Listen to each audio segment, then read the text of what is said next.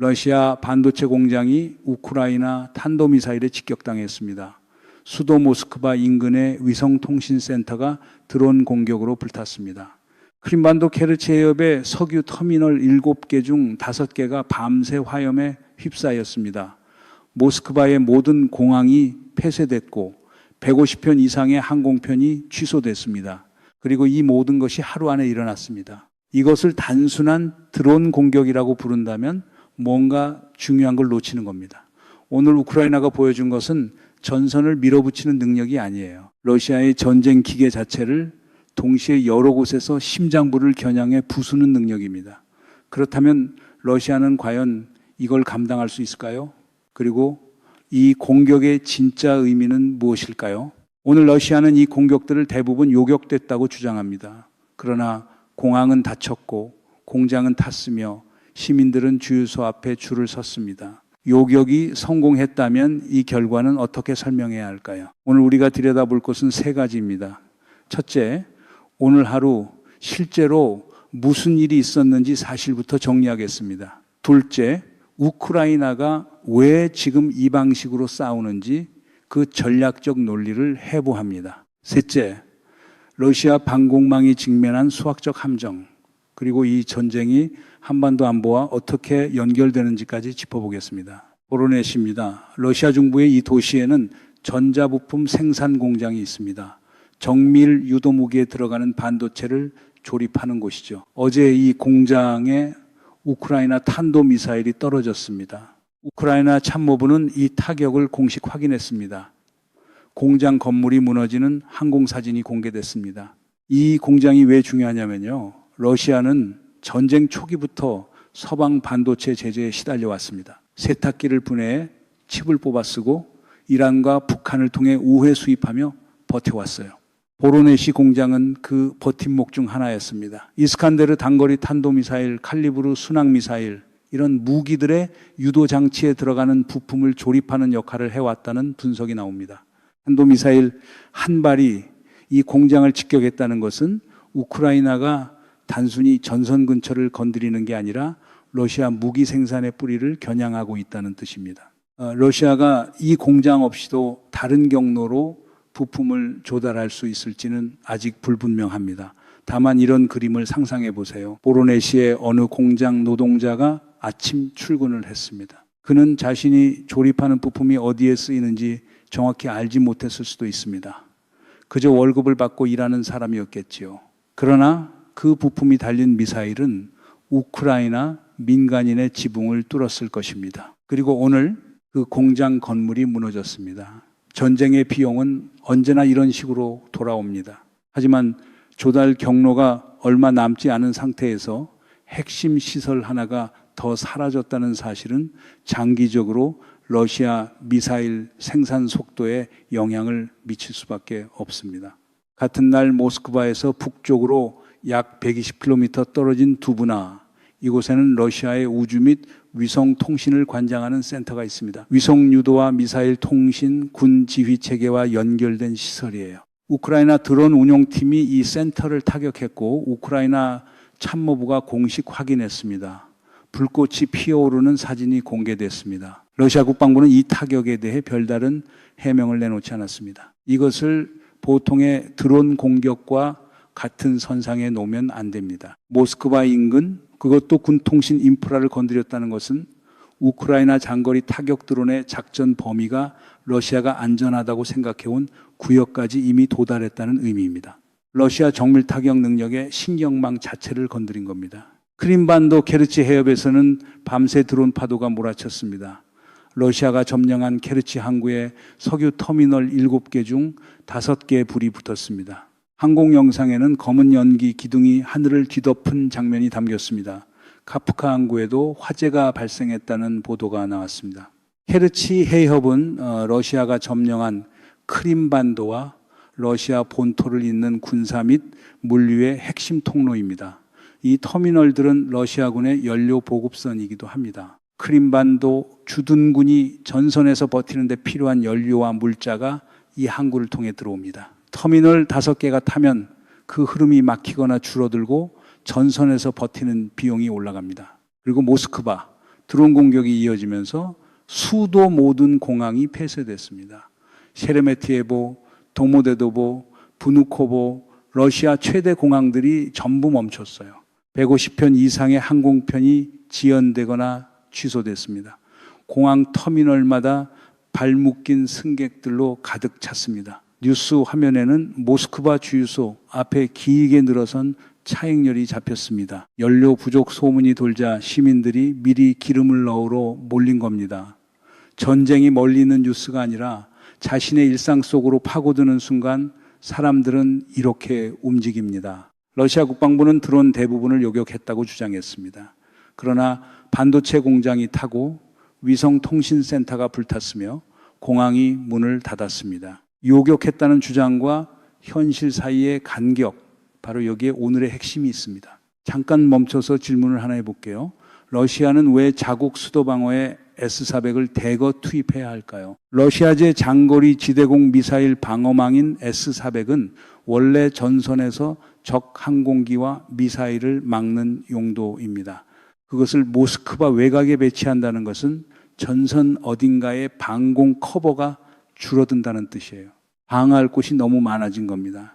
이것이 우크라이나 중심 타격 전략의 핵심입니다. 전선에서 영토를 빼앗는 것이 아니라 러시아가 동시에 모든 것을 방어하는 것이 불가능하도록 만드는 전략입니다. 군사 전문가들은 이것을 포화 공격이라고 부릅니다. 한꺼번에 너무 많은 표적을 때려서 방어 시스템이 처리할 수 있는 용량을 초과시키는 전술이에요. 이것은 새로운 개념이 아닙니다. 2차 세계대전 당시 독일은 항공기 수백 대를 동시에 띄워 영국 방공망을 포화시켰습니다. 현대판은 드론과 미사일의 조합입니다. 차이가 있다면 현대 드론은 훨씬 싸고 훨씬 많이 만들 수 있으며 조종사의 목숨이 걸리지 않는다는 점입니다. 이 세 가지 특성이 합쳐지면 포화 공격의 비용이 공격 측에게 극적으로 낮아집니다. 수학적으로 생각해 보면 이렇습니다. 러시아가 보유한 방공 미사일 재고는 무한하지 않습니다.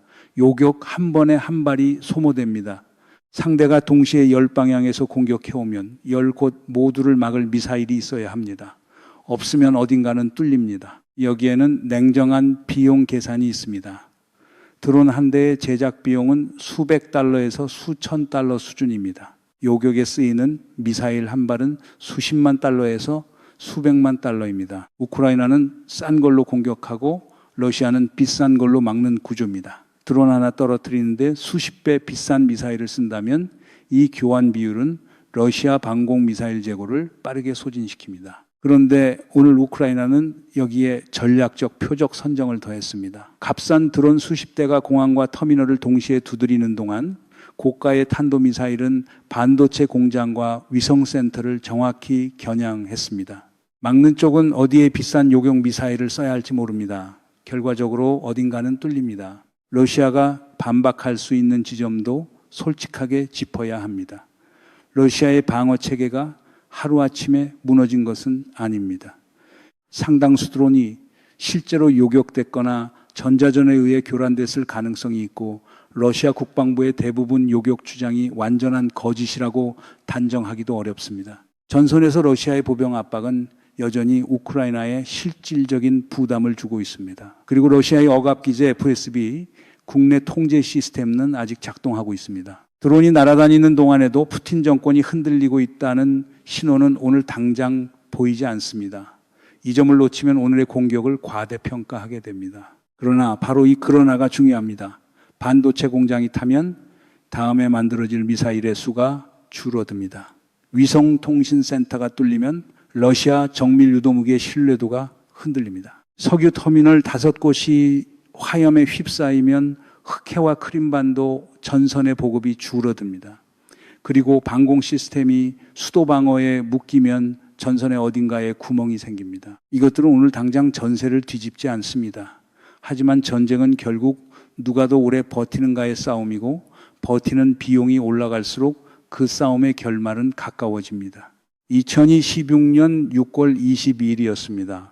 러시아에서는 특별한 날이에요. 1941년 오늘 나치 독일이 소련을 침공했습니다. 독소전의 시작. 소련은 4년간 싸워 이겼지만 그 대가로 추정치에 따라 2천만 명에서 2,700만 명에 달하는 사망자를 냈습니다.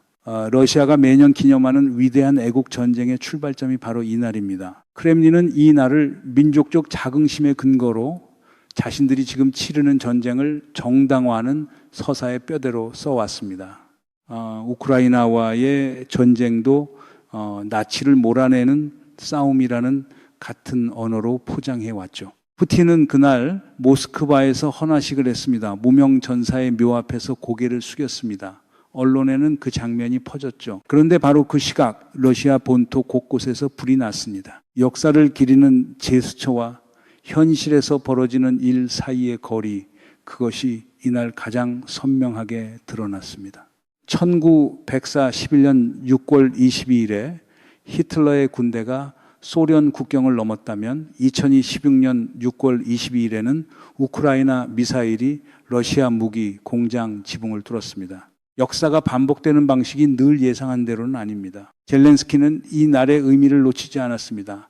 그는 소셜미디어에 이렇게 썼습니다. 러시아는 오늘을 위대한 전쟁의 교훈을 되새기는 날로 만들지 않았습니다. 대신 수미 지역에서 드론으로 아이와 할머니와 남성을 죽이며 시작했습니다. 어머니와 두 아이가 부상당했습니다. 그들의 집은 완전히 부서졌습니다. 군사 목표물이 아닌 평범한 집이었습니다. 자포리제에서 2명이 목숨을 잃었고 도네츠크와 오데사 지역에서도 희생자가 나왔다고 우크라이나 측은 밝혔습니다. 1941년을 기념한다는 나라가 같은 날 민간인 주택에 드론을 날렸습니다. 이 모순을 어떻게 설명하는지는 크렘린이 스스로 답해야 할 질문입니다. 젤렌스키는 벨라루스에 대해서도 이례적인 공개 경고를 내놨습니다. 벨라루스가 러시아 드론의 중계기지 역할을 계속한다면 우리가 직접 제거할 것입니다. 벨라루스의 릴레이 기지는 러시아와 이란제 드론이 우크라이나를 더 정확히 타격하도록 유도 신호를 증폭시키는 역할을 해왔습니다. 러시아가 직접 발사하고 벨라루스가 중간에서 신호를 잡아 연결해주는 구조입니다. 기술적으로는 직접 전투에 참여하지 않는다고 주장할 수 있지만 그 도움이 없었다면 우크라이나 민간인 피해가 줄었을 거라는 점에서 실질적인 공모라는 게 우크라이나 측 논거입니다. 루카셴코 정권은 이 시설의 역할을 부인해 왔습니다. 말로는 우리는 중립이다. 우리는 이 전쟁의 당사자가 아니다. 라고 해왔습니다. 그러나 신호 중계기지를 운영하면서 중립을 주장하는 것은 총을 들어주면서 방아쇠는 내가 당기지 않았다고 말하는 것과 같습니다. 젤렌스키는 이제 공개적으로 선을 그었습니다. 이 메시지는 이미 여러 차례 비공개로 전달됐다. 이제는 공개 신호를 보낼 단계다. 끄지 않으면 우리가 끈다. 이것은 빈 협박이 아닙니다. 오늘 하루 우크라이나가 모스크바 인근까지 타격할 능력을 실증한 뒤에 나온 발언입니다. 루카셴코가 어떻게 반응하느냐에 따라 이 전쟁의 지리적 범위가 달라질 수 있습니다. 그렇다면 이게 우리한테는 무슨 의미일까요? 한국은 이 전쟁을 멀리서 보는 방관자가 아닙니다. 적어도 그렇게 봐서는 안 될 이유가 하나씩 쌓이고 있습니다. 한국이 수출하는 무기들이 이 전쟁에서 쓰이고 있고 북한의 포탄이 러시아군 탄약통을 채우고 있으며 우크라이나 방공망이 매일 마주치는 딜레마가 한반도 방어 계획과 겹치기 때문입니다. 이 전쟁은 먼 나라 이야기가 아닙니다. 우리가 사는 세계의 안보 논리가 시험받고 있는 현장입니다. 오늘 우크라이나가 보여준 전술을 다시 정리해 보겠습니다. 저가 드론 대량 투입으로 방공망을 포화시키는 동시에 탄도미사일로 전략 자산을 정확히 타격하는 방식입니다. 이것은 북한이 수년째 연구하고 있는 전술과 구조적으로 같습니다. 북한은 단거리 탄도미사일, 방사포, 드론을 조합해서 한국 방공망의 처리 용량을 넘기는 시나리오를 반복 훈련해 왔습니다. 2012년 북한 드론 수대가 서울 상공을 침범했을 때 우리 군의 대응이 늦고 혼선이 있었다는 비판이 나왔습니다. 오늘 러시아 방공망이 모스크바 주변 드론을 모두 막지 못한 현실은 그 비판을 훨씬 더 무거운 차원에서 다시 묻는 겁니다. 우리는 동시다발 포화 공격을 막을 준비가 됐는가? 북한은 이 전쟁에 무관심한 관찰자가 아닙니다. 포탄을 공급하고 병력까지 파견하며 러시아와 실전 데이터를 교환하고 있습니다. 러시아가 우크라이나 드론 파도를 막는 과정에서 어떤 방어 구멍이 뚫리는지, 어떤 방식이 요격에 성공하고 어떤 경로가 뚫리는지 북한은 그 교훈을 받아갑니다. 반대로 우크라이나 포화 공격이 어떤 방공망도 완전히 막을 수 없다는 것을 이 전쟁이 매일 새로 증명할수록 북한은 그 방식을 한반도 전략에 적용할 유인을 더 강하게 갖게 됩니다. 한국 방산에도 이 전쟁은 살아있는 교과서입니다. 그런데 여기서 우리가 더 직접적으로 마주해야 할 현실이 있습니다. 북한은 러시아에 포탄과 병력을 보내는 대가로 무엇을 받고 있을까요? 단순히 돈이나 식량만이 아닙니다. 공중 방어 전자전 기술, 미사일 유도, 정밀도, 향상 데이터, 그리고 포화 공격이 실제 방공망에 어떤 구멍을 만드는지에 대한 실전 피드백입니다. 이 전쟁은 북한에게 한반도 작전 계획을 개선할 수 있는 살아있는 실험실입니다. 한국은 K-전차와 K-9 자주포를 폴란드와 루마니아에 공급하고 유럽 방산 시장에서 존재감을 키우고 있습니다. 이 전쟁에서 어떤 무기 시스템이 어떤 방식으로 통하는지 그 데이터는 한국 방산 수출 전략과 직결됩니다. 값비싼 정밀 무기 소수대 저렴한 대량 무기 다수, 이 방정식의 답이 우크라이나 전장에서 매일 새로 씌워지고 있고 한국 방위산업이 그 답을 어떻게 읽느냐가 다음 방산 전략을 결정합니다. 러시아 방공망이 오늘 보여준 한계는 패트리어트로 대표되는 고가 요격 체계의 구조적 딜레마를 다시 드러냅니다. 요격 미사일 한 발이 수백만 달러라면 북한이 수십, 수백 기의 드론과 탄도미사일을 동시에 날릴 때 우리는 수학적으로 불리한 게임을 하게 됩니다. 이 비용 구조의 문제는 어떤 나라도 아직 완벽한 해답을 내놓지 못했습니다. 오늘 러시아가 그 문제와 정면으로 부딪혔고 그 결과는 불탄 공장들과 닫힌 공항들이 말해주고 있습니다. 한국이 이 전쟁에서 배워야 할 교훈이 있다면 방어망의 숫자를 늘리는 것만으로는 충분하지 않다는 겁니다. 상대방이 그 숫자를 초과하는 속도로 공격을 쏟아낼 수 있기 때문입니다. 방어 전략의 근본적인 재설계가 필요하다는 것, 그것이 우크라이나 전선이 한국에 보내는 가장 중요한 신호입니다. 이쯤에서 한 가지 솔직한 질문을 해봐야 합니다. 우크라이나가 오늘 보여준 것이 전쟁을 바꿀 만큼 충분한가? 솔직히 말하면 단기적으로는 확신하기 어렵습니다. 러시아는 고통을 흡수하는 역사적 능력이 있습니다.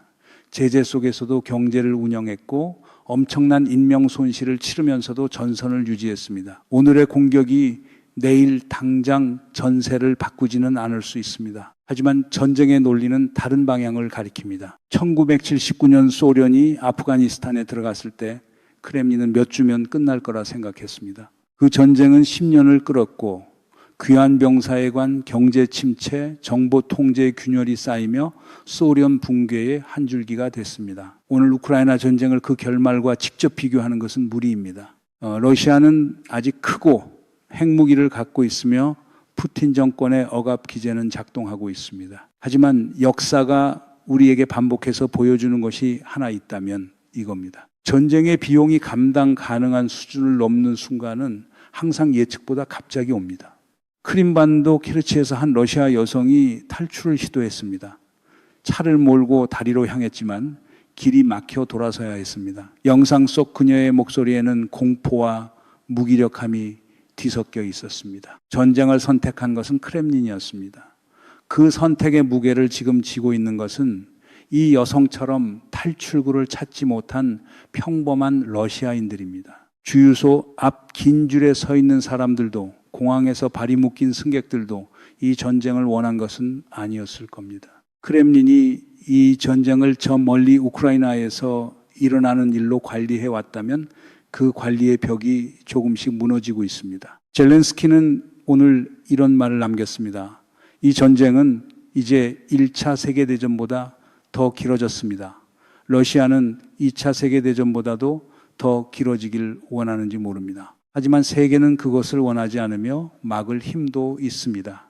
오늘의 공격은 그 문장을 증명하려는 시도였습니다. 그것이 충분히 증명됐는지, 러시아가 그 압박을 버틸 수 있는지, 그 질문에 대한 답은 아직 진행 중입니다. 하지만 전쟁의 비용표가 조금씩 달라지고 있다는 것, 그것은 오늘 하루가 보여준 사실입니다. 오늘 우크라이나가 러시아에 던진 질문은 단순합니다.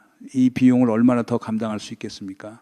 반도체 공장, 위성통신센터, 석유터미널, 공항, 오늘 하루 불탄 것들의 목록은 이미 길어졌습니다. 지도 위의 전선은 어제와 비슷합니다. 하지만 전쟁의 무게는 조금 달라졌습니다. 그리고 그 무게의 방향이 어느 쪽으로 기울어지고 있는지는 오늘 이 목록이 말해주고 있습니다. 러시아의 답은 아직 나오지 않았습니다. 하지만 오늘 하루가 보여준 것 하나는 분명합니다. 전쟁의 무게가 이제 러시아 본토 안에서도 느껴지기 시작했다는 것입니다. 그 무게가 어느 수준에 이를 때 결정적인 변화를 만들어내는지, 그리고 그 변화가 어떤 형태로 올지, 또 어떤 속도로 올지, 그것은 역사가 아직 쓰고 있는 이야기입니다. 다만 분명한 것은 오늘 이 이야기의 방향이 러시아에게 불리하게 조금 더 기울었다는 사실입니다.